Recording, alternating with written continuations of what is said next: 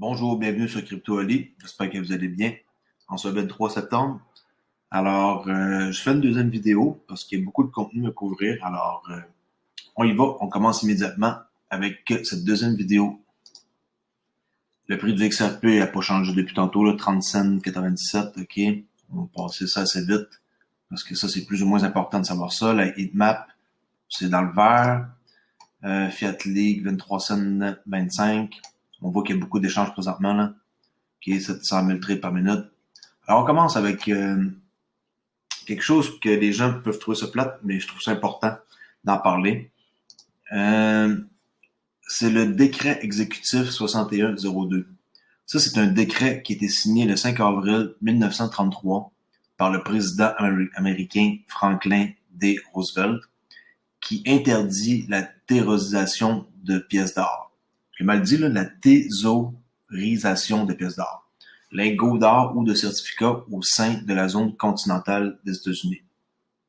La limitation de la propriété d'or aux États-Unis a été abrogée après que le président Gerald Ford a signé un projet de loi légalisant la propriété privée de pièces d'or, de lingots et de certificats par une loi du Congrès codifiée le 31 décembre 1974, qui est rentrée en vigueur. Alors, la raison évoquée pour cette commande était que les temps difficiles avaient provoqué une thésaurisation de l'or, freiné la croissance économique et aggravé la dépression. Alors, je vous montre ça parce que c'est le rapport avec le COVID. Le 6 avril 1933, le New York Times écrivait sous le titre Le décret publié par le président hier amplifie et particularise ses avertissements antérieurs contre la thésaurisation.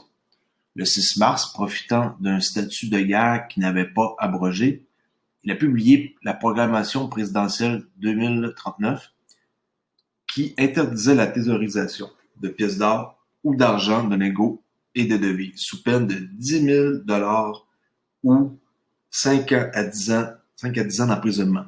Quand même, c'est exagéré. Je vais vous montrer tantôt à quoi ça ressemble, là, à gauche, là. À droite, ici, avec l'executive order.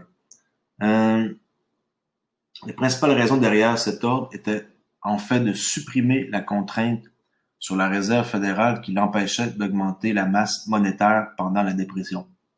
La Federal Reserve Act 1913 exigeait un support en or de 40% des billets de la réserve fédérale émis. À la fin des années 1920, la réserve fédérale avait presque atteint la limite de crédit autorisé, sous la forme de billets à vue de la réserve fédérale qui pouvaient être soutenus par l'or en sa possession. Le décret 6102 exigeait que toutes les personnes livrant au plus tard le 1er mai 1933 la totalité sauf une petite quantité d'or qu'il faut garder avec eux, là, de lingots ou de certificats appartenant à la réserve en échangeant pour 20 $ 67 dans le temps, là, en 33, ce qui équivaut aujourd'hui à 408 $ par tronce d'or. Fait que c'est le prix qu'il vous donnait, c'était 20 $ 67. En vertu de la loi sur le commerce avec l'ennemi de 1917, telle que modifiée par la loi du 9 mars 1933 sur les bons d'urgence récemment adoptée, une violation de l'ordonnance était passible d'une amende pouvant aller jusqu'à 10 000 $, équivalent aujourd'hui en 2019 de 198 000 $ et jusqu'à 10 ans de prison ou les deux. C'est quelque chose pareil, hein? Moi, je pense qu'il pourrait encore exiger là, la Réserve fédérale en passant une ordre exécutif comme ça, là, vu que Trump est en train de faire plein d'ordres exécutifs, ben c'est pas compliqué. Je pense que c'est une possibilité, là. Je sais que c'est de la spéculation, mais c'est une possibilité que cela arrive. Alors, à quoi ça ressemble un ordre exécutif, c'est ça. On voit ici en bas que criminal pénalité pour une violation, 10 000 $ ou 10 ans d'emprisonnement. Alors, croyez-y ou pas, s'ils font ça aux États-Unis, vous êtes dans l'obligation d'aller retourner votre or dans une banque ou une réserve fédérale ou quelqu'un d'accrédité. Alors, on commence avec la nouvelle que je vais vous parler par rapport à l'ISO 20022 de Ripple, par rapport au monde qui est en train de converger vers une nouvelle norme mondiale, qui est l'ISO 20022. La norme de données mondiale pour les paiements modernes. Pour aider à permettre cette prochaine étape d'interopérabilité mondiale et de répondre aux besoins évolutifs des clients, Ripple fait désormais partie de l'organisme de normalisation ISO 20022, le premier membre spécialisé dans la technologie du grand livre. Okay? Si vous voulez avoir plus d'informations, vous téléchargez ici sur le formulaire. Ok, on enchaîne parce qu'il y a beaucoup de sujets aujourd'hui que je veux vous montrer. Swift, qui crée des nouveaux rails transfrontaliers en temps réel. Ok, j'en ai parlé un peu, mais pas aussi précisément que ça. Swift, qui est un fournisseur mondial direct là, de Ripple, de services de messagerie financière sécurisée, a annoncé mercredi le 16 septembre que sa plateforme transfrontalière serait réorganisée pour permettre aux institutions financières d'effectuer des transactions instantanées. Au cours des 2 prochaines années, la coopérative basée en Belgique a déclaré que l'initiative fournirait des services de gestion des transactions. Cette décision a le potentiel de fournir des transactions instantanées entre 4 milliards de comptes gérés par des institutions financières à travers le réseau SWIFT. Ce qui n'est pas rien, là, c'est de la moitié de la population qui est gérée par eux. Là. Surnommée, avec les banques, surnommée la plateforme numérique de nouvelle génération, elle devrait utiliser une interface de programmation avec une application, là, qui est une simple apps, une interface informatique qui définit les interactions entre plusieurs intermédiaires logiciels, technologies cloud, pour fournir des services communs. Swift a déclaré que la plateforme prévue tirerait parti de sa portée dans plus de 11 000 institutions et 200 pays. Écoutez, ça fait 40 ans qu'ils sont établis, là, mais je crois toujours, moi, qu'une entente pourrait être avec Ripple, mais il y a des gens qui croient pas à ça, là, que c'est vraiment comme deux entités qui se détestent. Mais moi, je crois que c'est possible que ça passe par le réseau Swift, mais avec les technologies de RippleNet puis un mélange de Swift GPI, là. Alors, en utilisant son Global Payment Initiative, le GPI, ça c'est leur technologie, là, la société a déclaré qu'elle espérait accéder à de meilleures capacités d'application et d'améliorer sa plateforme AP. Ah oui, parce que j'ai sauté une ligne ici, c'est que le mois dernier, Ascendant FX Capital, un fournisseur ici à Toronto, au Canada, a rejoint Swift.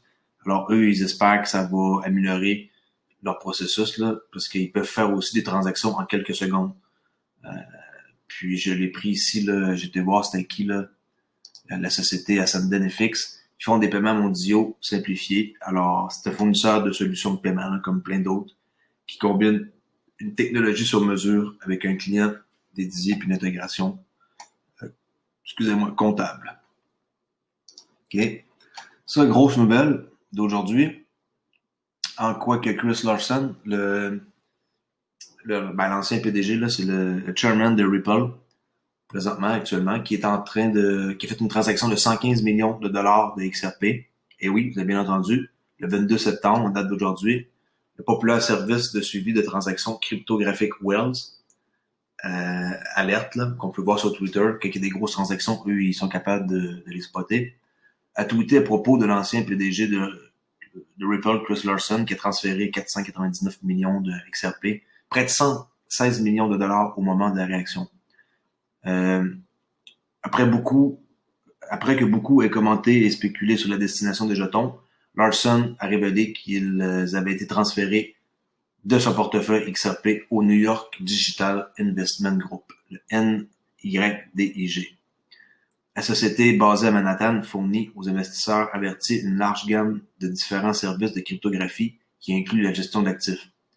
NYDIG a obtenu une BitLicense très convoitée en 2018, un an après que son créateur Benjamin Lasky a rejoint l'équipe. Au cours des 3 derniers mois, ces 3 fonds de Bitcoin ont levé 335 millions de dollars, selon les documents déposés par la SEC, Security Exchange Commission. Puis là, ici en cotation, on voit qui dit « Je connais les fondateurs depuis un certain temps, je suis impressionné par leur sécurité et leur norme institutionnelle de premier ordre. » OK, fait bravo. Il est en train d'investir son argent pour la faire fructifier encore plus. On voit ici là que c'est eux le Wells Alert. La 4e crypto la plus précieuse est à nouveau sous les feux de la rampe. Les données de Wells Alert ont révélé que Chris Larson, cofondateur et président de Ripple, avait transféré une valeur de 500 millions d'XRP vers un portefeuille inconnu, mais on sait c'est vers qui. Alors ça, c'est ça l'alerte Vous pouvez vous abonner là, à Wells Alert, là. C'est intéressant de voir comment ça fonctionne. Toutes les grosses transactions, ils passent par eux, ils les spots. On change un peu de sujet ici sur Etsy.com. J'ai vu ça là, aujourd'hui qu'on pouvait acheter des gadgets. Et le gadget qui m'intéresse, bien sûr, c'est un crypto, un ticker, là, XRP en temps réel qui check le prix. Il y en a d'autres, là. Il y a Ripple, qui est XRP Ripple, Chainlink, Bitcoin, Ethereum, Litecoin. Alors, celui qui m'intéresse, on va regarder à quoi ça ressemble immédiatement avec une vidéo. C'est hot en tabarouette, là. On peut voir vraiment vers 24 cents, 90 en temps réel. Je trouve ça super hot. Puis le prix, bon, 104 pièces, c'est peut-être pas justifié, mais je crois que pour avoir un gadget à part des autres, c'est quelque chose que vous pouvez peut-être penser offrir à quelqu'un, là. Alors, je vais vous montrer ça. Le nom de la boutique de la personne, c'est Crypto Gadget. Ici, je suis aucunement affilié à lui, là. C'est juste quelqu'un que j'ai vu qui a fait une news par rapport à ça, puis moi aussi, ben, je l'ai fait. VeChain, encore VeChain, qui conclut un partenariat avec le cabinet de conseil américain Object Computing.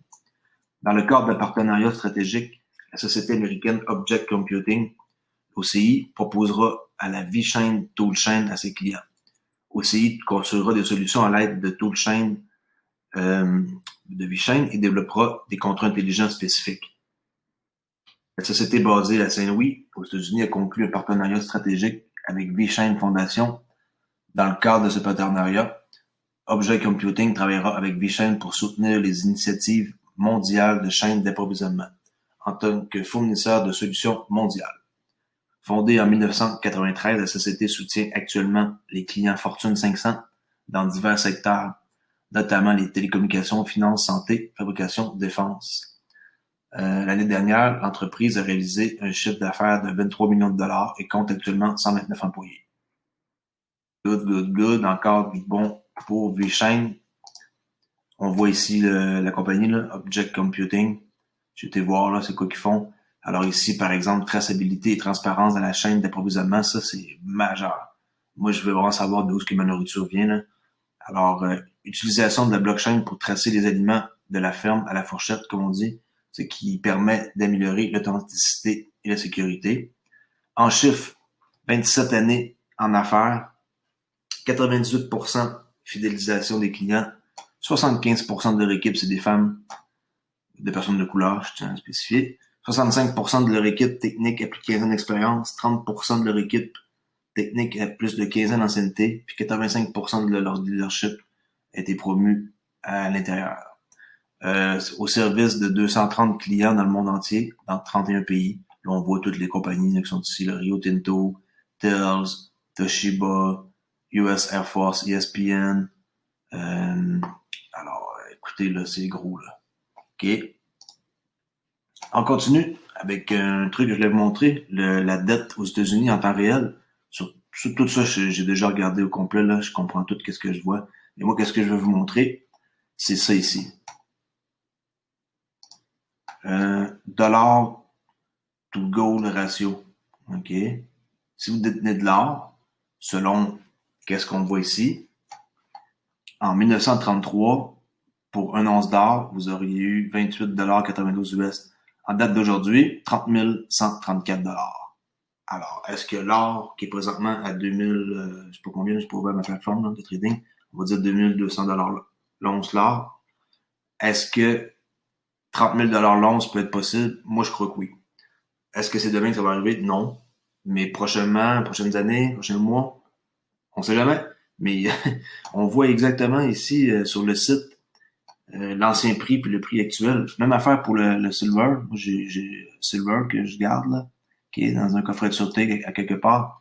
Puis en 1913, 2,64 par once. Puis la logique dit que l'once versus le dollar devrait être de 3 965, 4 000 piastres l'once.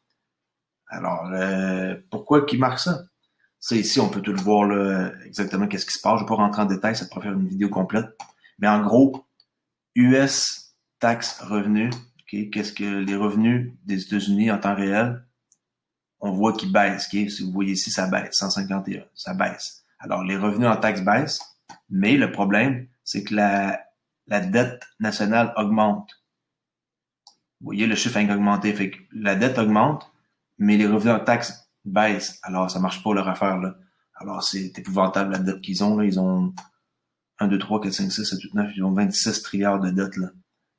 Puis, les revenus sont juste de 3 trilliards de dollars en taxes. Alors, ça marche pas, là. 3 versus 26. Il y a un problème, Houston, comme on dit. OK. Twitter, ici, une enquête du consortium international qui des journalistes d'investigation indiquent que JP Morgan, Deutsche Bank et plusieurs banques mondiales ont continué à profiter d'acteurs puissants et dangereux, même après que les États-Unis ont infligé des sanctions à ces institutions financières. Je tenais à le dire parce que vous voyez que même les grosses banques y échappent pas. Là. Il y a toujours un consortium de journalistes là, qui vont enquêter sur vous autres. Puis les banques qui auraient déplacé 2 billions de dollars. Ici, sur FinTech Future, Tranglo, partenaire d'Alipay, qui intègre les paiements transfrontaliers de Ripple. Tranglo, un partenaire d'Alipay, une solution de paiement transfrontalière malaisienne, a annoncé une collaboration avec Ripple pour l'infrastructure de transfert de fonds de cette dernière RippleNet. Tranglo a commencé à mettre en œuvre la technologie des paiements transfrontaliers de Ripple en novembre dernier. Selon sa chef de projet, Esti Lowe, la FinTech est connue pour son interface de programme d'application de paiement transfrontalier, un API, là, qui s'intègre à 18 pays, dont la Chine, l'Inde, Singapour et les Philippines. La FinTech n'a pas mentionné c'est l'ajouter l'actif numérique XRP. Ça, c'est toujours ça le problème. Là.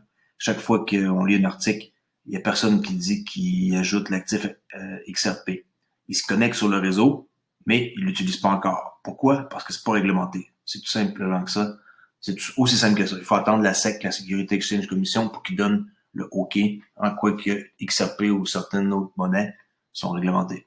Les banques sont prêtes, ils peuvent sécuriser les fonds. Maintenant, il faut la réglementation de la SEC. Alors, ce qui réduit les délais et les frais de transaction en passant par le réseau RippleNet, mais il est clair que le récent partenariat de Tranglo avec Alipay en fait un acteur clé dans la région pacifique de l'Asie. La FinTech malaisienne s'est associée à Alipay, le portefeuille mobile chinois appartenant à Ant Financial, qui appartient ça à Alibaba de Jack Ma. En passant, ils ont une blockchain que vous pouvez aller voir là, ça s'appelle Xinfin. J'en possède, puis je vais en parler prochainement là. C'est un truc à posséder. C'est du XDC ou XDCE là. Moi j'ai du XDCE, c'est sur le long terme. Je pense que ça va être aussi big là, que mes 4-5 préférés. Crypto-monnaie. Dans le cadre de ce partenariat, Tranglo facilitera les envois de fonds transfrontaliers transparents aux utilisateurs d'Alipay qui pourront recevoir des transferts d'argent rapides et sécurisés au sein de l'application. Alipay et Finable, je sais pas comment le prononcer, Finabler, partenaires de la plateforme de paiement Ripple basée sur la blockchain, travailleront également sur les projets numériques et la promotion de l'efficacité via le système d'information Alipay Blockchain. Okay. Super la bonne nouvelle, ça. Good, good, good.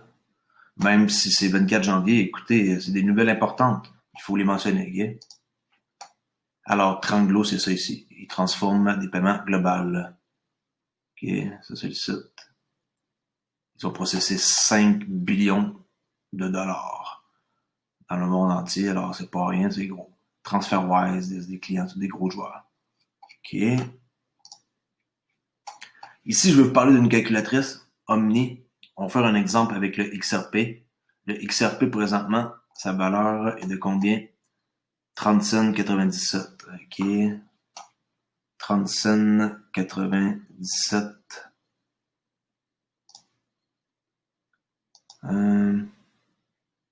J'étais rendu plus loin que ça.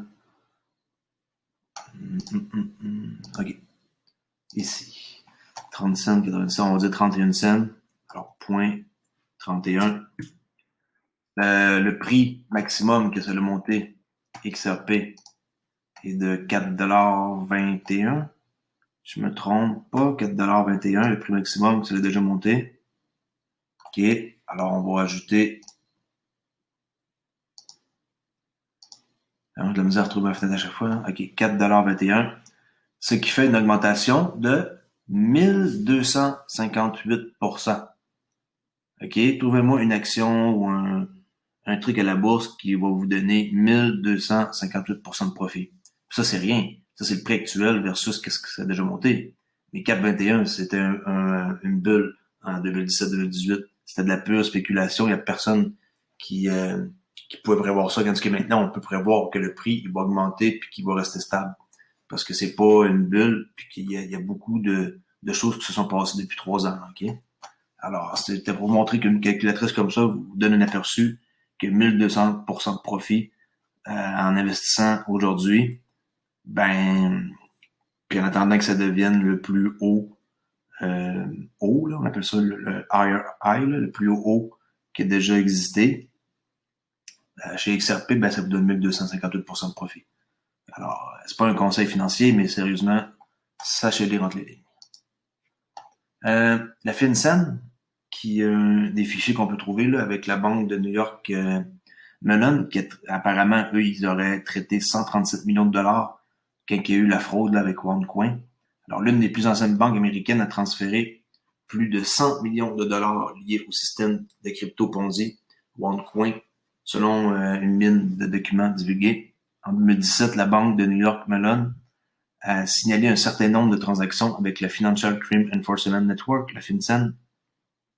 Très sérieux cette organisation-là, là, si ils vous ont dans la mire, vous êtes foutus, là, qu'elle jugeait suspecte car elle semblait être en couche, comme en dehors du réseau de la blockchain, une couche en haut ou en bas. Là. Je suis pas dans le domaine, mais je sais que faire des transactions dans d'autres couches, c'est illégal. Une technique de blanchiment d'argent qui cache la source de fonds en envoyant plusieurs transactions. Ils font plein de transactions, exemple 10 000, 10 000, 10 000, 10 000, pour cacher le montant total. Là. D'une valeur totale de 137 millions de dollars, la banque a déclaré que ces transactions provenaient d'entités liées à OneCoin, un système de cryptographie que le gouvernement américain a accusé d'être un Ponzi. On estime que OneCoin a levé un total de 4 milliards de dollars auprès d'investisseurs. Malheureusement, ils ont perdu leur argent, là, ce qui en fait l'un des projets les plus réussis de ce genre. Ouais. Pas de quoi se vanter, là, mais c'est plate pareil pour les investisseurs. Ici, la société norvégienne qui sont rendus avec près de 3900 nouveaux guichets automatiques de Bitcoin qui ont été installés en 2020, portant leur capacité à 10 000. Ils sont rendus avec 10 000 guichets de Bitcoin en Norvège. Là-bas, on voit que c'est vraiment évolué, là, comparé en Amérique du Nord. Là. Ben, en tout cas, beaucoup plus évolué.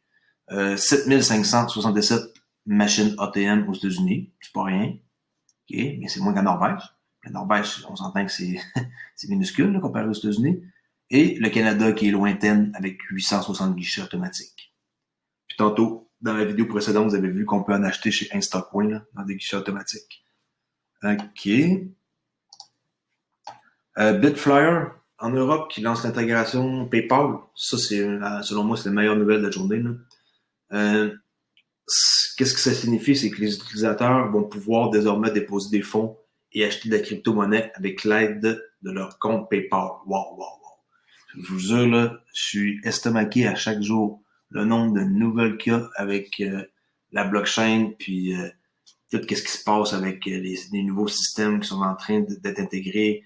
Okay? Alors, l'intégration, ça signifie que les millions d'utilisateurs européens de PayPal, mondialement, sont 320 millions, là, peuvent désormais déposer des fonds sur leur plateforme Bitflyer en Europe, que je connais pas, mais que je vais aller étudier, pour acheter des crypto-monnaies en toute sécurité. Enfin, PayPal, wow, je suis fier de vous autres. Ça a pris un peu de temps, mais wow, là, c'est décollé. L'intégration est la dernière étape de Bitflyer pour remplir sa mission de rendre le trading de crypto-monnaies plus sûr et plus accessible à l'échelle mondiale. Ben, vous imaginez le nombre de personnes qui ont des comptes, comme dit tantôt 320 millions. Ils vont pouvoir tout doucement déposer des fonds dans leur compte PayPal, utiliser ça pour acheter de la crypto. Après ça, ils vont verser ça dans leur compte de banque, tout en se sentant en sécurité. Là, c'est ça qu'il fallait qu'il arrive. C'est ça qui va faire en sorte que le prix va décoller soon or later. Alors, ça va soutenir et protéger les utilisateurs là, pour pas qu'ils se fassent avoir. Là. Alors, c'est vraiment une formidable nouvelle. Moi, à mon avis, c'est la nouvelle de la journée. C'est que PayPal, ils vont vraiment s'associer avec Bitflyer en Europe pour lancer leur intégration. OK.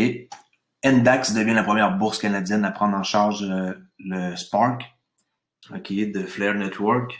J'ai parlé un peu de NDAX parce que je connaissais même pas ça, puis j'ai vu au Canada que c'est un site d'échange. Mais quand il y a eu ici la distribution qu'il va avoir, pas qu'il y a eu, qu'est-ce qu'il va avoir le 12 décembre, la distribution du jeton Spark de Flare, ben maintenant on sait qu'ils vont être pris en charge par NDAX.io. Alors la crypto-monnaie NDAX basée en Alberta, province complètement à l'ouest du Canada, prendra en charge la distribution du prochain parachutage. Il y a un airdrop là, du jeton Spark FXRP du Flare Network. Si vous n'avez pas de façon de procéder, écrivez-moi, je vais vous montrer les façons qui existent. Euh, Parce que d'ici le 12 décembre, si vous n'êtes pas à jour, vous n'aurez pas vos Spark. Vous sortez du 1 pour 1, OK? FXRP est évalué à 1,1 avec la crypto-monnaie XRP affiliée à Ripple. Les utilisateurs pourront recevoir leur nouveau jeton directement dans leur portefeuille après l'instantané. Moi, je l'ai fait avec XRP Toolkit qui est lié à ma clé Ledger Nano. NDAX est l'un des principaux échanges de devises numériques au Canada qui a été lancé en 2014. Je ne peux pas croire que j'ai jamais entendu parler d'eux autres, là. Il est enregistré auprès des renseignements financiers canadiens CANAF. Même ça, je ne connaissais même pas.